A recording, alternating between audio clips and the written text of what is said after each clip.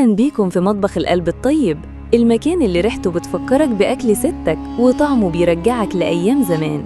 هنا مش بس بنطبخ، هنا بنحكي حكاية كل أكلة مصرية، من أول الفول اللي على العربية الصبح لحد الكشري اللي بيجمعنا بعد يوم طويل.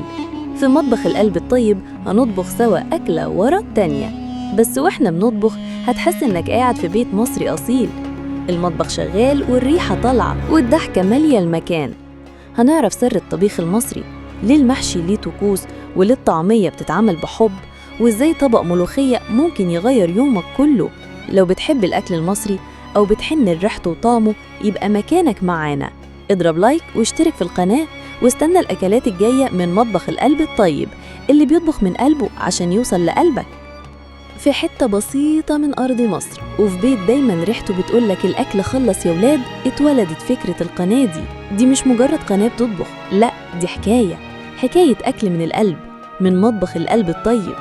هنا مش بس هنعلمك تعملي المحشي ولا الملوخية، لأ إحنا هنرجعك لأيام زمان، ريحة الطبيخ اللي كانت طالعة من بيت جدتك، وصوت المية وهي بتغلي على العدس، وتقلية التوم اللي بتخلي الجيران يسألوا مين بيطبخ فتة. هنا هتسمعي صوت الصاجة وهي بتغني تحت الرغيف البلدي، وهتحسي بدفى صينية البطاطس وهي طالعة من الفرن. إحنا مطبخ القلب الطيب بنطبخ بالأصول وبنحكي بالأكل، وكل أكل عندنا وراها حكاية.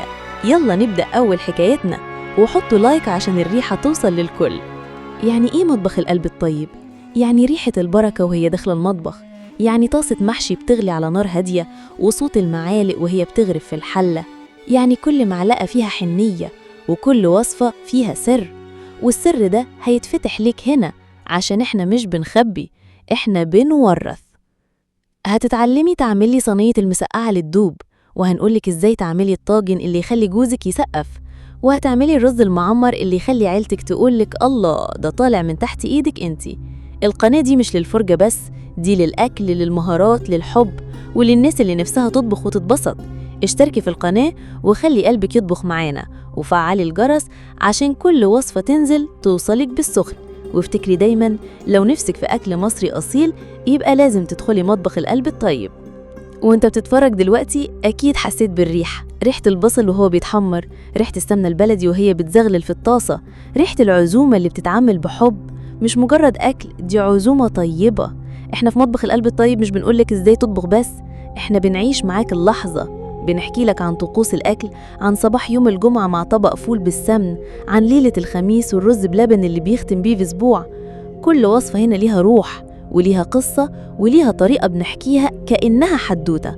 وعلشان كده لو بتدوري على وصفة بس فانتي ممكن تلاقيها في أي مكان، لكن لو بتدوري على إحساس، على حكاية، على أكلة معمولة بالحب، يبقى لازم تكوني معانا.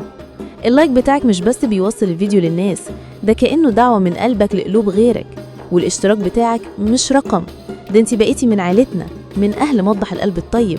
كل يوم هنفتح صفحة جديدة، وصفة جديدة، ريحة جديدة، وذكريات هتفكرنا احنا مين، وليه دايما الأكل المصري ليه طعم مش موجود في حتة تانية. استني حلقاتنا الجاية لأن اللي جاي أحلى وأطعم وأقرب ليكي، واحنا هنا علشان نطبخ من قلبنا عشان نوصل لقلبك.